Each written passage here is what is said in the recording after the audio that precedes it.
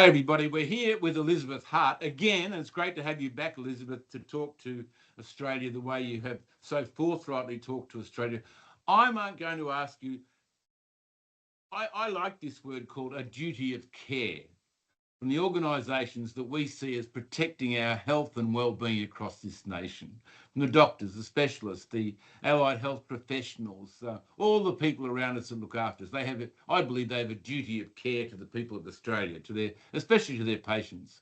What happened during COVID? Well, I think the practitioners just lost the sight of what they're supposed to be doing with their patients. And they were actually dealing with people who weren't patients.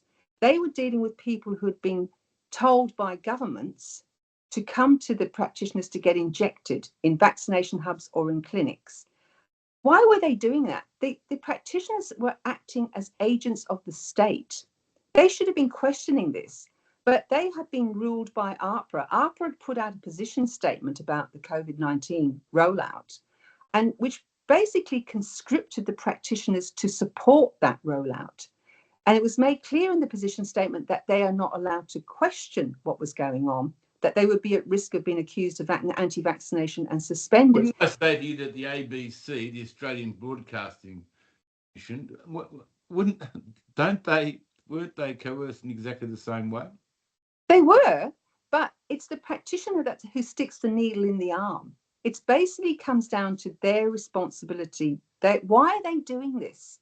And so many people, almost the entire population have been swept away by this idea of this killer virus, like something out of a movie.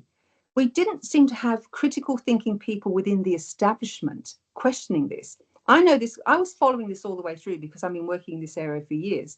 And in 2020, in March 2020, I had a rapid response published in the British Medical Journal website, questioning what was going on, questioning Neil Ferguson and what have you.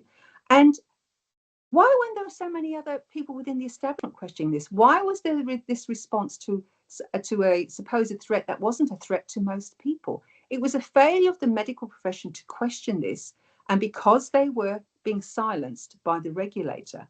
We've got to turn the spotlight on the regulator. We've had that recent case with William Bay, where he has won his case.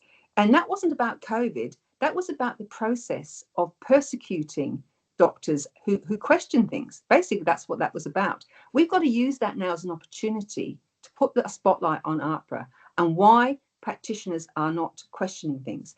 Like we were talking about RSV vaccines a while ago, and I had a doctor bring that to my attention. But will she be able to question that in public?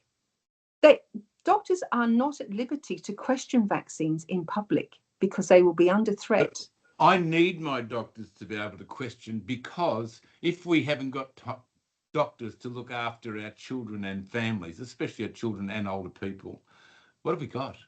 Well, that's right. And people are scared about challenging their doctor, because when they're in trouble and they're going to a doctor, they really need that doctor to help them. But if you've got that doctor telling you, you've got to have this vaccine, it's for the good of everybody else and what have you, and they're not in a position to critically question things themselves, we've got to bring this to the fore. We've got to let the public know about this, that the medical profession is in dire straits. And because it's got connections now with the Immunisation Coalition, which is funded by industry, the vaccine industry has just infiltrated. It's infiltrated policy.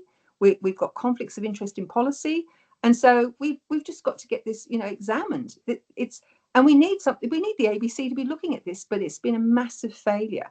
We must have this examined. Thank you, Elizabeth Hart, for being with us today. It's been great again. I know everybody looks forward to every time you come on. Thanks very much. Thank you, Russell.